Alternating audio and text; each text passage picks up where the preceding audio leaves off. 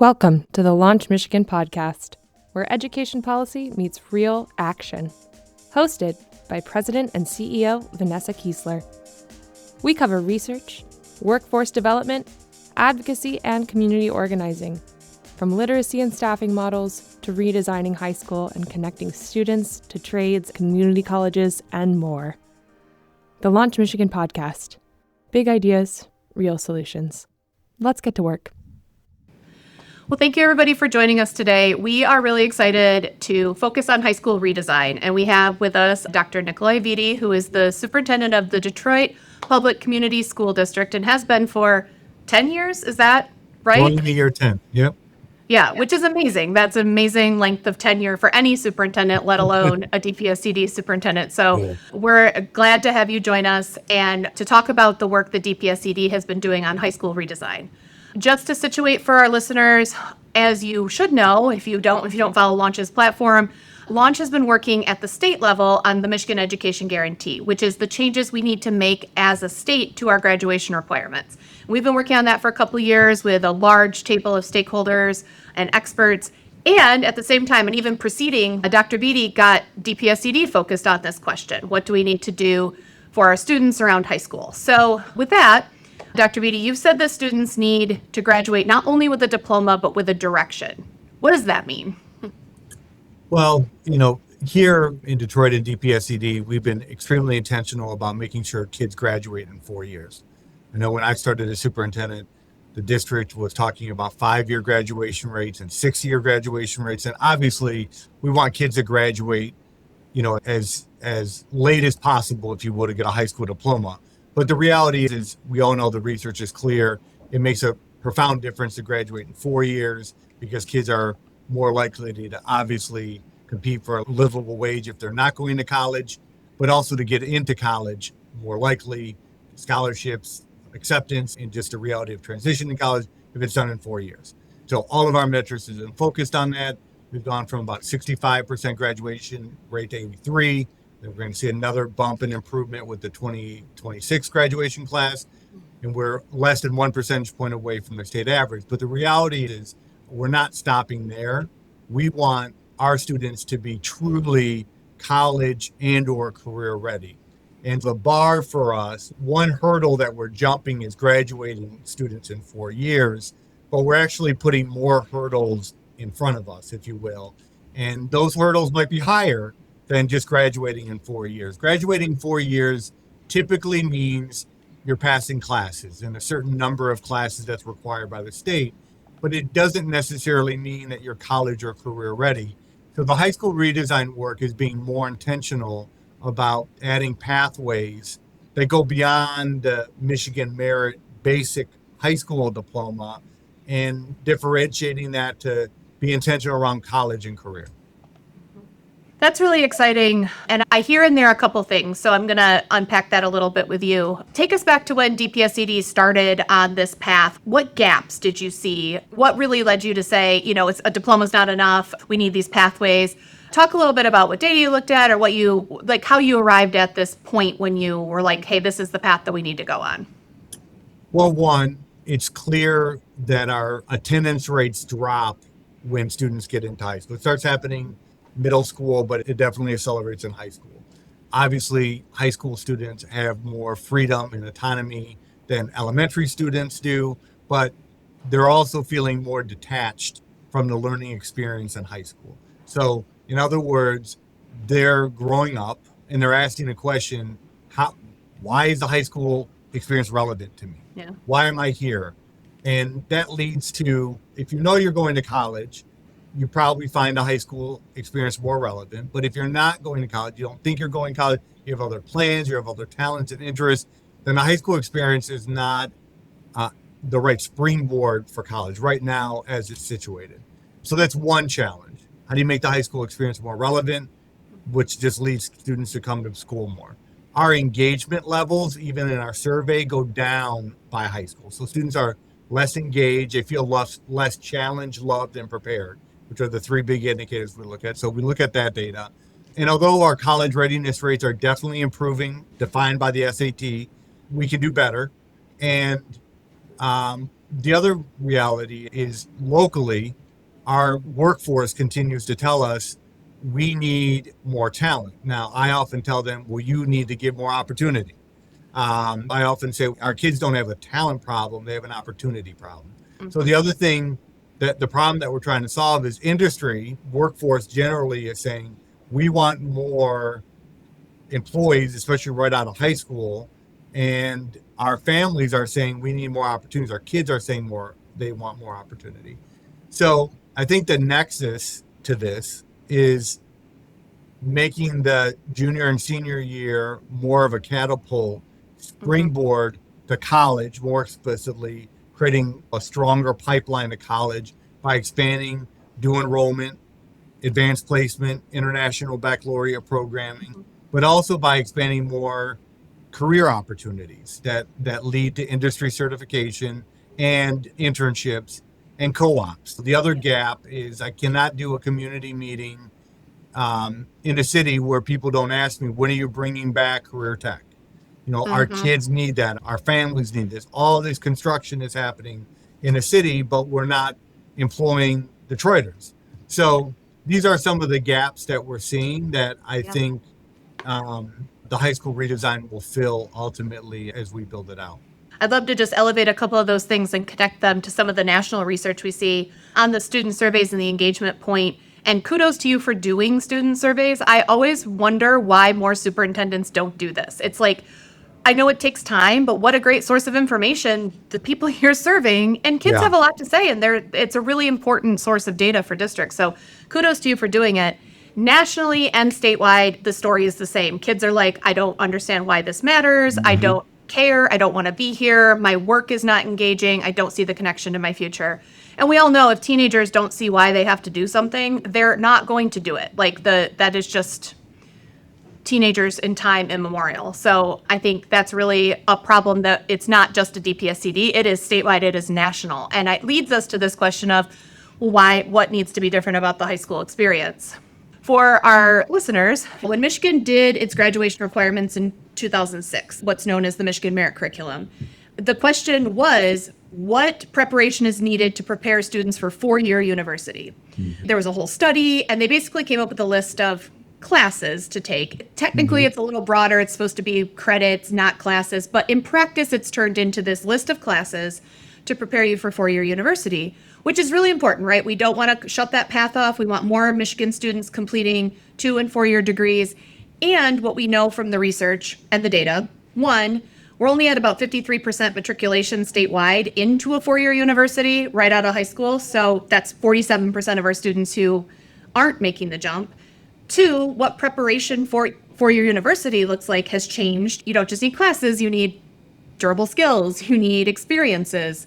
And three, that the trajectory that kids go on is not, there's not just one way to go to your future, go from high school to four-year. There's go to the workforce, go to community college and the workforce, go, in and out. I saw a graphic in one of our partners' PowerPoints that just, rather than a line, it's a map all over. And our high school experience at the state level is not set up to do that. So just a little bit of context for everybody around what the state is struggling with, and then DPSCD is struggling with some of those same things. And then to your point as well, one of the unintended consequences, I think, of the merit curriculum was it did make it harder to provide CTE, work-based learning, internships. We used to have co-op. We used to have all these things. Right. And under the merit curriculum, it just got squeezed out. Some districts have figured it out sometimes, but it's like it happens in spite of the law instead of because of it. So that's one of the big things Launch would like to see change statewide, Michigan Education Guarantee, these experiences being required and incentivized for all students. And in the meantime, I've heard you say somewhere that you decided not to wait for the state. When you started on redesign for high school, you're like, we're not going to wait for the state to do it. We're going to get moving. So I appreciate that work.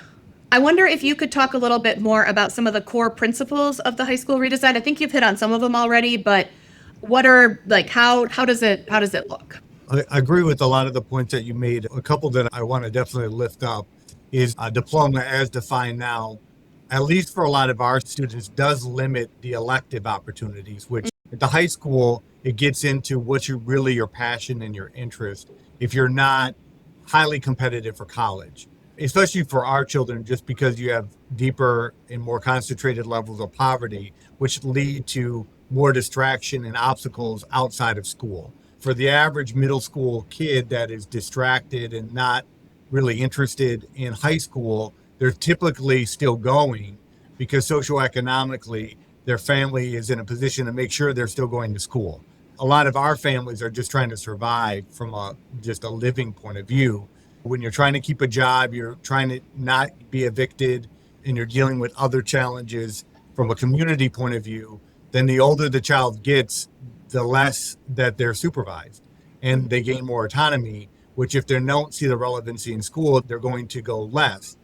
With this issue with Michigan Merit, which is when students are behind in credits after 9th to 10th grade, it all becomes about course recovery to make sure they graduate in 4 years, which limits the electives, which is the other challenge here, and that we're trying to solve for in the current structure moving into high school redesign. So the 9th grade year will be a year where we can focus on students being where they should be with credits. National data and even our data is clear. If students are where they should be with credits by 9th grade, much more likely to be progressed that way. But the other key issue here is if they're where they should be in 9th and 10th grade in credits, it opens up the door for more electives in 11th and 12th grade. Now, ideally, we would like the state to modify the requirements so it naturally creates the more flexibility to taking more of those career-based classes where you can tackle some of the math or even in the science in some of those career pathways. Going back to our design, 9th grade will be a year where it's cohort structured, and the 9th graders will be protected to be in 9th grade only courses with only 9th grade teachers. So this allows us to attack some of the attendance issue, social emotional issues, but also the development of the pathway interest. So this is where students are going to explore. It's going to happen in middle school, but it's going to really start to take off in 9th grade. What careers am I interested in? We're not asking the student to say, I want to be a nurse, I want to be a doctor, I want to be a researcher. It's just to explore. So then they start to create goals. They start to be intentional about what to access in 11th and 12th grade when they're where they should be with credits. And so then 11th and 12th grade becomes more about exploring that career or college interest. It also is where we start to see gaining the credit to gain the differentiated diplomas. The Michigan Merit will always define, in other words, the lowest, easiest to access diploma. But beyond that, we'll have a diploma focused on career. So students can take career level classes with an industry cert that you have to pass at the end of that, and then they will receive a career diploma. And then we have a college diploma, which will be gained by taking advanced placement, international Black laureate, and do enrollment courses. By the way, you can take do enrollment courses even in the industry or career pathway. And then we have the arts diploma focused on performing and fine arts. For those students, their talent is music, art. They want to go to an art school, a music school, or at the university level, study that pathway. And then we'll have the dual degree diploma, which is gaining the high school diploma and the associate's degree in 4 years. So these are the pathways that we're going to create. What I'm excited about this is the intentionality the district owns with giving the pathway. Often you hear, well, the family should figure that out, or the student could figure out. A lot of our kids have no idea how to navigate that. If you didn't go to college and you don't have that background of navigating, then we're putting a whole lot of responsibility on the individual child. And I believe it's systems that should be responsible for creating the intentionality. So it's not like you have a choice. It's what pathway is most interesting to you, and how do we support you on that pathway to truly being college and or career ready when you get that high school diploma. Our baseline year was this year with the 2026 year, where we recognize those students that already obtained these higher level diplomas. We have seals that go along with it. We have a biliteracy seal. We have a military seal for those going into the military or within JROTC. We have a community service seal where 200 more hours of community service, you gain that seal. And then we have a workforce seal based on internship hours in the workforce. So I think this at the end of 12th grade through the graduation ceremony is also a way to recognize, honor, and celebrate students doing more than the minimum that Yeah. Michigan standardizes. I'm glad you are already implementing because, again, as we work on state level policy, to have our state's biggest district already moving in that direction gives us a great case study, gives us some early data. Indiana does it that way. When they did their high school redesign, they have something very close to what you are doing in DPSCD. But I think as we think about state level changes, that's a debate. Do you have different kinds of state level diplomas, or do you have one diploma with customization? And so, Right. again, to have you all working with that model and being able to say, here's how it's working, here's how it's not. I really appreciate your point too about the systems helping kids connect to their futures and different pathways. You're right, it is far too hard for a child or a family to figure out, I want to be a musician. Well, how do I build an experience that gets me there? And it's a lot to put on counselors too, to customize it for every kid without some systems level support. So it's really exciting to see where that's going. Yeah, I can't do a community meeting again where we move into what do you think we should be doing better or expand. The conversation always goes back to when I was in DPSCD, there was a co-op. And when I did the co-op, it really built my confidence, my sense of worth, my networking, my exposure to say, oh, that's the career I want to go into. Imagine our 11th and 12th graders getting this opportunity in the summer during the school year to have this co-op or internship. It completely makes any student excited about moving into adulthood. I'm going beyond just having to go to a place that I have to go to. It has the potential to transform the high school experience. I've been saying for years that in America, I think the 11th and 12th grade experience is so outdated. And our students need to be on college campuses the 11th and 12th grade year and or the workforce and the workplace. And so we're thinking 9th and 10th grade, you're going to be in your traditional high school. By 11th and 12th grade, I envision half of the day, half of the week where you're on college campuses taking dual enrollment classes specific to those areas that you're most interested in from a career basis.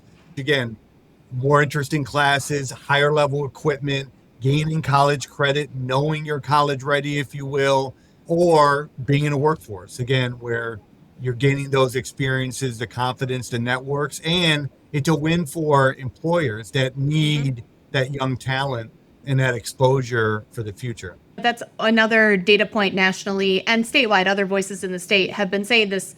You're not the only one saying 11th and 12th grade are not relevant the way we do them now. Internationally, we know other nations do it differently. This is one of those underlying points that Launch has been integrating into our work to say, how can we rethink 11th and 12th grade? And actually, the Michigan Education Guarantee largely follows what you've laid out for DPSCD, this 9th and 10th grade more structured experience where you make sure you have your academic and other skills that you need. And then moving into 11th and 12th grade, much more customized, applied, hands-on. And like you said, whether hands-on is college classes or AP or internships I like the word and, right? Actually, Exactly. The best thing would be for the kids taking AP classes to also have an internship and to take AP out of this esoteric ivory tower kind of view that people have and say, no, actually the kind of critical thinking the AP courses are for, all kids should have access to them and should see themselves as students who can do AP content. I think that's really exciting. One of the other things you talked about was how if you are doing a co-op, an internship, you get this opportunity to learn about the industry you might want to go into. And also, I think something why Launch has been lifting up these as experiences is because the other thing we hear from employers, we hear from college, actually post-secondary, is that kids need more durable skills or core skills, soft skills. They need to be able to work as a team. They need to be able to show up on time. They need to be safe. They need to do critical thinking. And the best way to practice all those things is to be somewhere where you have to use those things. You don't take a class called critical thinking. I mean, you can, but it's not going to be as good as actually you're on a job site and you have to problem solve how to get the job done. I think sometimes people, when you talk about career connectedness, the naysayers can say, oh, well, we're not just about preparing, robots for the economy or whatever. Right. And I'm like, well, at some level, the point of education is to have a future, and future usually includes earning money. Beyond just the pipeline to employment, these are also places where you practice the skills you need to be an adult, to be a citizen. So I think it's important that we remember it's not just about workforce prep. It's actually about development of the talents that you need, the students need. And we've kind of taken a lot of those opportunities away from them to practice as electives. Extracurriculars have sometimes narrowed. Those are other places where kids have to learn and practice all those skills. So it's important not just for the workforce development, but for that skill development that we know is needed.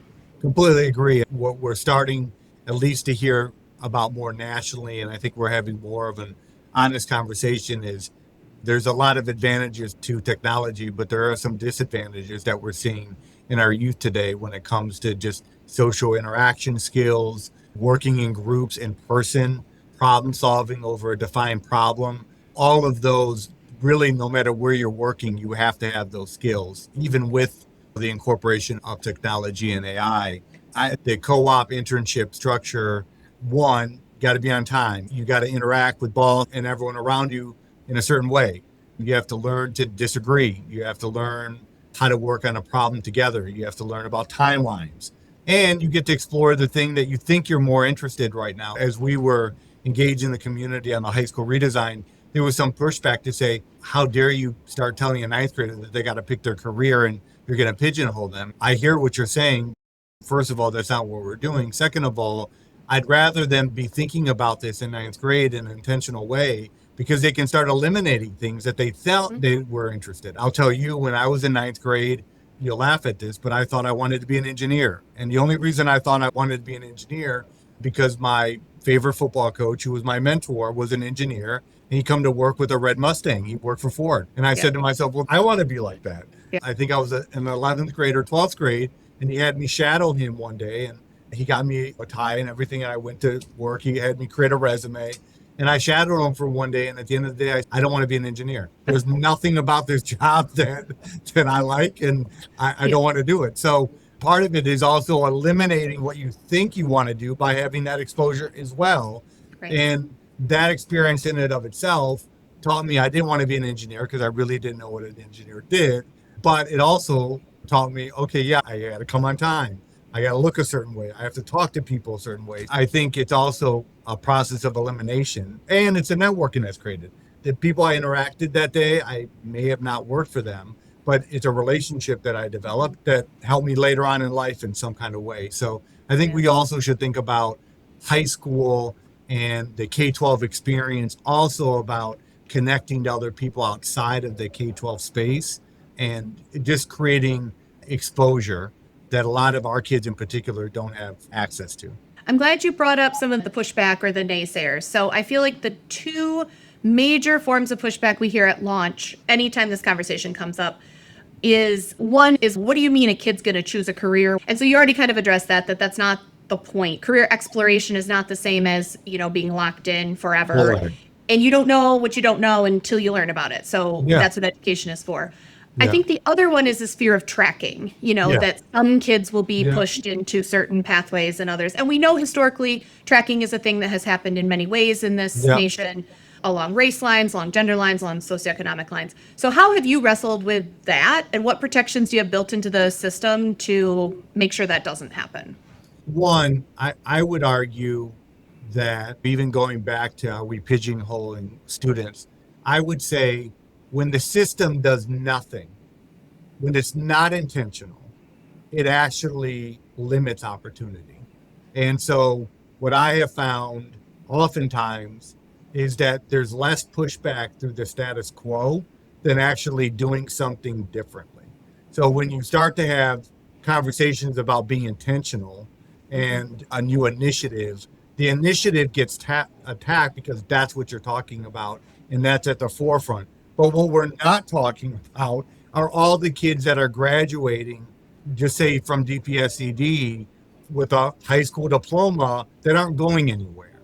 My point being is that sometimes the status quo is not talked about enough and unpacked enough, where then the initiative gets attacked, if you will. I would say largely people are very supportive within the district and outside about the high school redesign work. But to go back to your question, one, really excited that DPSCD going into this fall, the 26-27 school year, that we're going to be at the National Council recommendation of one counselor for every 250 kids at the high school level. That's wonderful. So that kind of investment for us and the intentionality around that is to better engage our students with this process. Not only for this process, but obviously thinking about college and career. A lot of people advocated for me to think about post-secondary when I first started, and I threw up the timeout sign and just said, wait, we got to build systems in a K-12 space first to get to how we do a better job of post-secondary. I think now we're at a place where our foundations are much better, and now we can get more intentional about the post-secondary work. So part of the answer to my question of how we avoid the sins of the past with tracking is, one, more counselors at our neighborhood high schools. This is all really about our neighborhood high schools. If you really know DPSCD, in some ways, we have two systems within the system. We have our application and exam schools that are largely engaged by our middle class families, working class families. They're already navigating the system of choice within the system to get to schools where results are almost at or above the state average in graduation rates and SAT performance. It's our neighborhood high schools that have lagged so far behind in SAT scores, graduation rates, and post-secondary opportunities.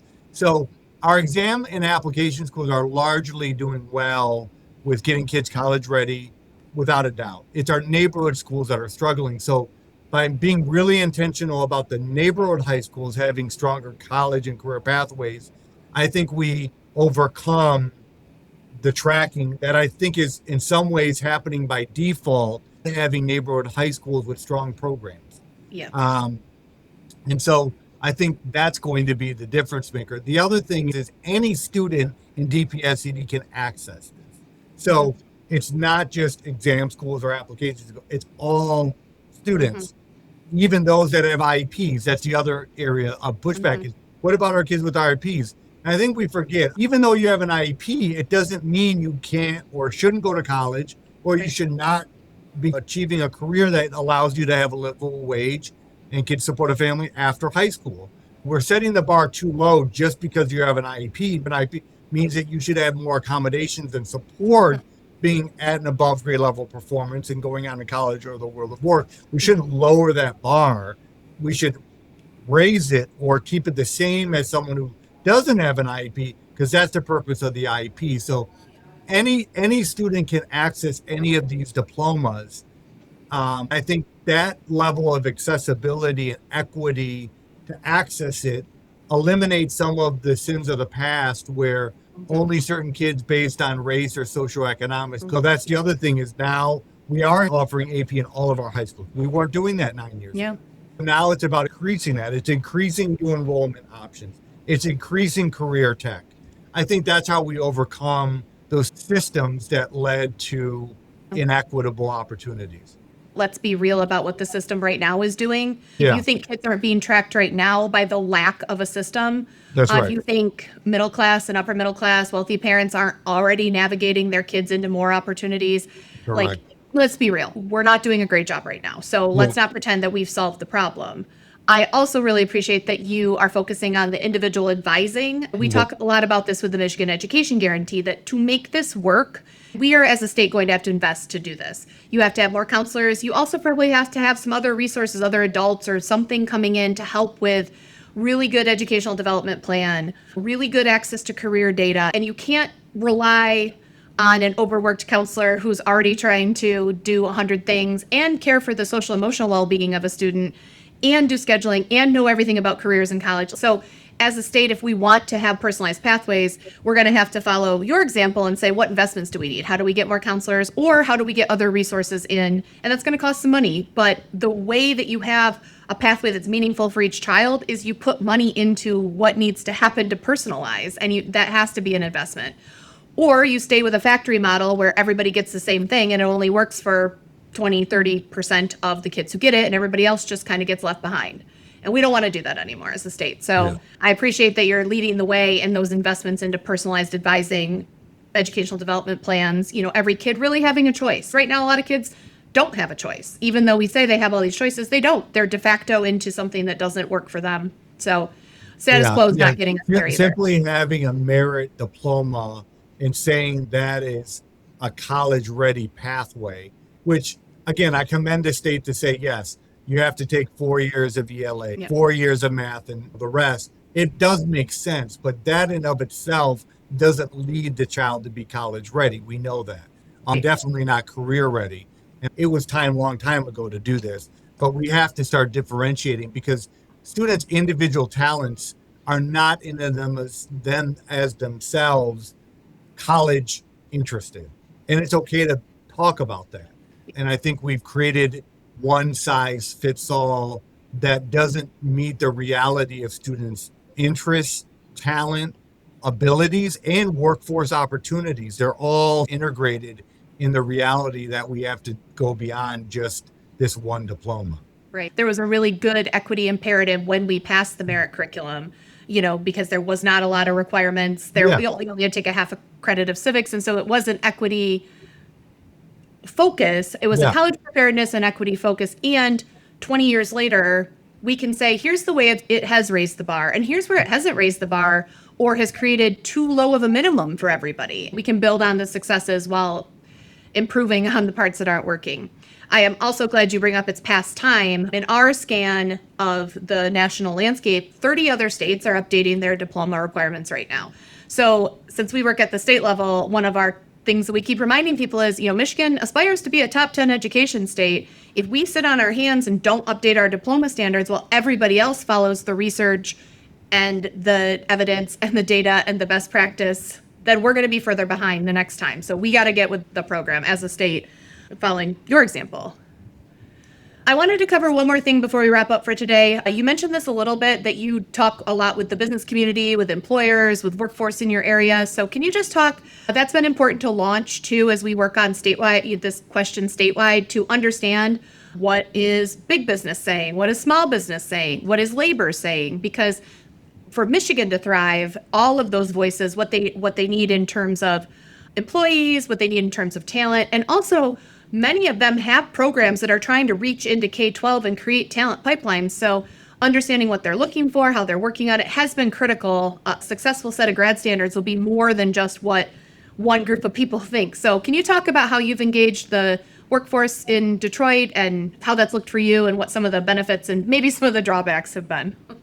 Yeah, our work primarily to this point has been more internal. So we partnered with ERS, national organization. We used philanthropic funds largely to fund that, some of our own funds, but they partnered with us to do the analysis locally and nationally around best practices in this area, and then brought some of my own ideas from having worked at the Florida Department of Education, but also in districts, mainly Miami, that were really ahead of the curve on thinking about workforce development at the high school level with high school redesign work that they had done, honestly, in the early 2000s, to be honest. I had the opportunity of visiting Nashville, and they have a great business and K-12 partnership around really intentionality around career academies and how businesses invest in those and create those internship opportunities, development of curriculum for employment right after high school. So a lot of the work started off internal.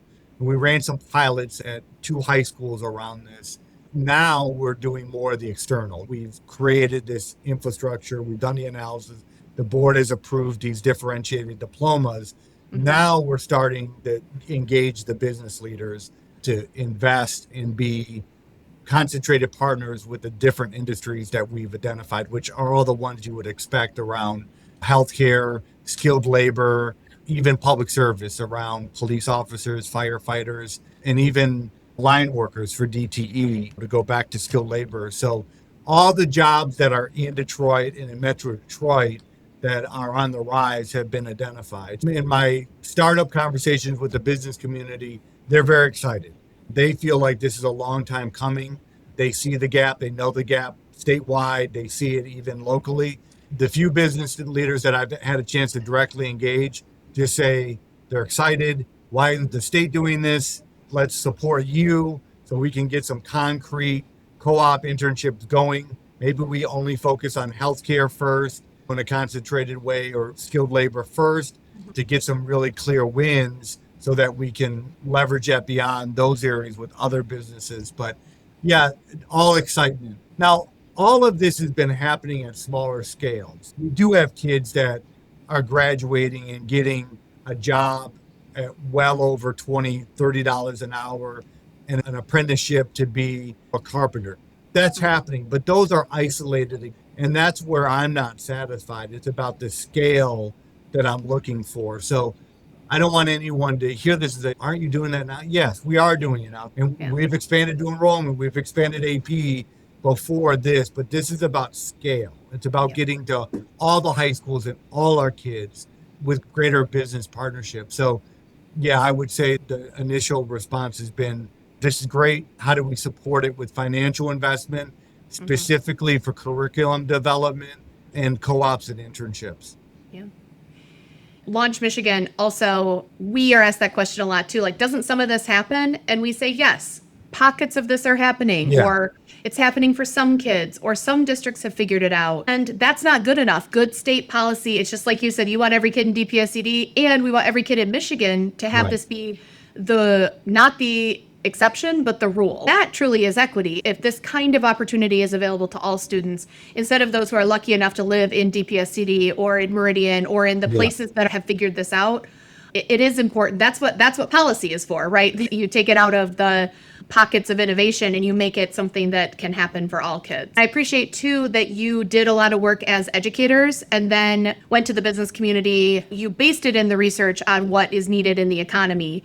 What I found working more closely with business is they will say, we don't know what the answers are.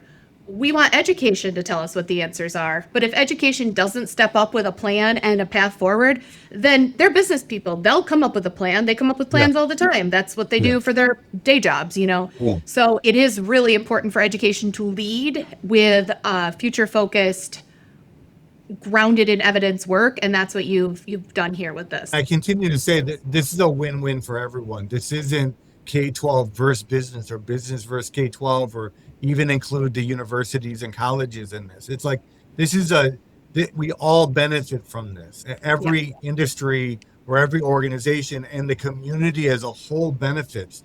This is not about, we have to get out of the silos. I've even said, when I first started, I was thinking more in the Miami model and to some degree, the Nashville model of having the career academies run by the high schools. And that's where I started initially, maybe 5 or 6 years ago, when we started to ramp up just the career academy work. What I found is it's so dependent on getting a great teacher and that great teacher staying. And then it's so hard to pay teachers from industry that want to become teachers because they're making much better money in industry. And then they come back to getting a certification. And then you have this great program because this one teacher is so passionate and energized, and he or she will reach out to the business community in that area and get the partnership. And then they resign or they retire. And then that program falls to the wayside because you don't have that teacher. So I said, why am I trying to do this by myself when Wayne County Community College, Mercy, Wayne State, they already have these programs. Why am I trying to replicate a system that already exists? And they're starving for kids. So why not create that pathway in 11th grade? Our kids get the exposure. The university gets a connection, which can translate into them enrolling there after high school or just accessing the program. And then obviously on the business side, it's a workforce opportunity. And for the student, it's a work-ready opportunity. It's higher wages. It's getting college credit before you get into your 4-year degree, which reduces tuition, gets you to what you want to be able to do faster from a career point of view. And ultimately, families are going to see an increase in wages and salary. It's a win-win. We just got to organize this in a way where it's integrated. That's a great point to kind of wrap up on. Rising tide lifts all boats, right? If we want Michigan to be successful, we want our kids to be successful, we can't be in silos. It's not K-12 versus higher ed versus workforce. It is collaborative, not competitive policy development. Like, we all win when we all win. And this is a place where we have to be willing to look at what already exists and align and work together and push ourselves to do better. We need to be collaborative and not competitive about this, and that we need to be willing to work together, look at what exists, what policies and programs exist. And we also need to be willing to be honest about what we have that's not working, not have pet projects or deeply held things that you think are great, but when you really talk about the data, when you really look at the evidence, they may have been great at one point, but they're not great anymore. And I think if we can have that honest conversation and strive toward that, then that's how we help advance policy locally and policy statewide. No, Is there great. anything else you'd like to share about the high school redesign before we wrap up for today? No, I think we got everything. Well, thank you all for joining us for this really great session featuring Dr. Vitti and DPSCD's high school redesign. And just reminding our listeners, this conversation isn't only about different kinds of diplomas. It really is about creating a system where every child can connect meaningfully to their future and use their time in the K-12 system to accelerate and advance toward those goals, toward their careers, and toward that meaningful life for their families. That's what we want for all of our children. So thank you for joining us for this session, and we'll see you at the next one.